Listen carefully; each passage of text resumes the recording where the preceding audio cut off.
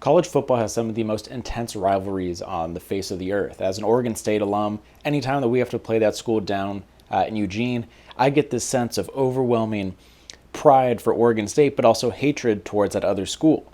Some of these rivalries have resulted in some of the most iconic moments when it comes to sports. Today, let's talk about a college rivalry that resulted in a couple dead trees and someone going to jail for their actions. Today, we're going to be talking about the Iron Bowl. The Iron Bowl is a rivalry between the University of Alabama, the Crimson Tide, and the Auburn Tigers. This is one of the most iconic rivalries out there. This is the South. This is Alabama. This is primetime football. This rivalry has some of the most iconic moments in the sport, whether it's Chris Davis returning a 100-yard field goal attempt for a touchdown to beat Alabama with zeros on the clock. This has resulted in some fantastic moments, but we've also had some really tough looks for the rivalry in the past couple years. This is a rivalry that's had controversy going all the way back to early 1900s. You've had allegations of cheating from both sides. You've had some giant brawls from the teams on the field. You've had brawls of people in the stands, and you've had some very colorful wording said between each of the fan bases. Whenever Auburn's won a big game, it's resulted in something called rolling of Toomer's Corner. This goes back to the early 1900s when Toomer's Corner, which was the only drugstore just off of campus, it also had the only telegraph in the city. So whenever the team was going away for an away game, the results would come in on the telegraph, and if they won, which, Auburn's pretty good at football, they would put the resulting ticker tape over the power poles that connected the telegraph lines.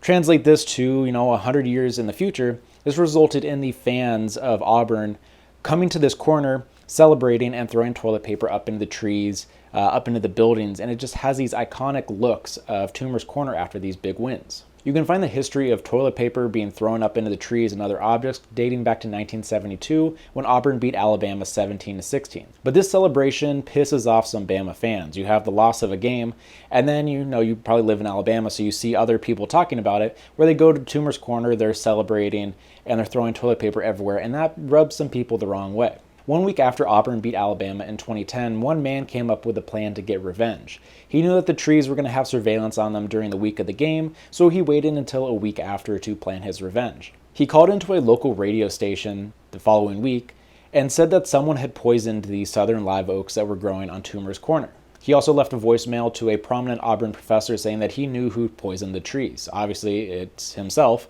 But this was kind of the first time that people knew that something had happened to this tree, because when you poison a tree, it's not apparent right away.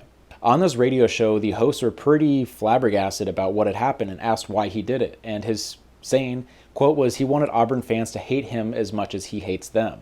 And then, of course, finished his speech with Roll Damn Tide, which has been the rallying cry of Auburn sports for as long as I can remember. The university came out and did tests on these southern live oaks on campus and found that the chemical that he used was called Spike 80 DF. This is an herbicide that's active ingredient is tebuteron.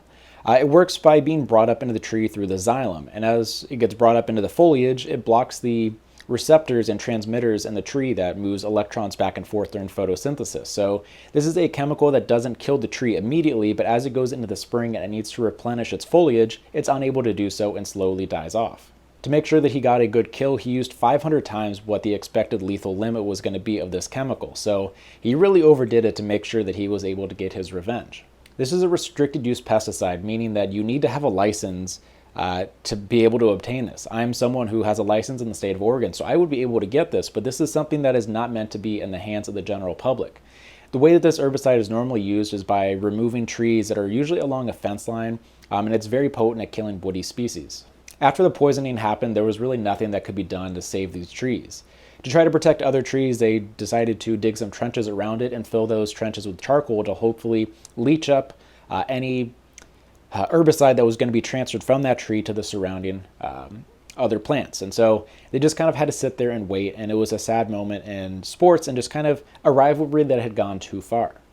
The man who did this crime pleaded guilty to a Class C felony of criminal damage. He was ordered to serve 6 months in jail, 5 years probation, and was ordered to pay $800,000 in restitution.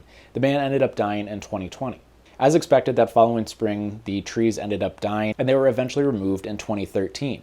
These trees were replanted in 2017, but as the tradition of rolling Toomer's Corner continues to this day, some of the officials of the university have warned that covering the trees in toilet paper could result in them being stunted with their growth, considering they're still pretty young trees.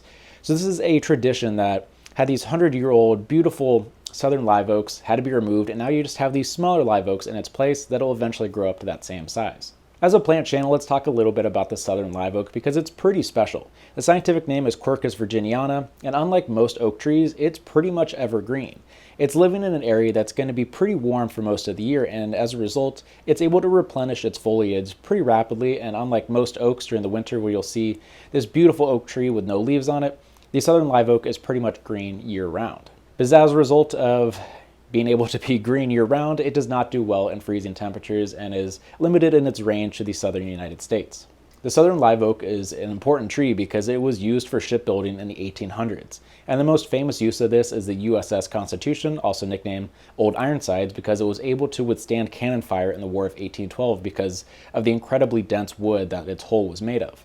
If you do want to go check out this boat, it is still floating to this day. It's one of the oldest boats that it's still floating, and it's in Boston Harbor if you ever want to go check that out. So this was a story of an incredible college rivalry that went too far, resulted in a man getting jail time and some beautiful southern live oaks being killed that have eventually been replanted back in 2017. If you know of any other stories similar to this, it could be related to plants, conservation, restoration, anything like that, be sure to let me know in the comments down below. I did a lot of research for this video, and links to the articles that I got this information from can be found in the description if you'd like to read up more on Toomer's Corner, the rivalry, the trees, and what happened to the University of Alabama and how they responded to it in the description down below. Thanks for watching. I appreciate the support on these videos, and I will see you in the next episode.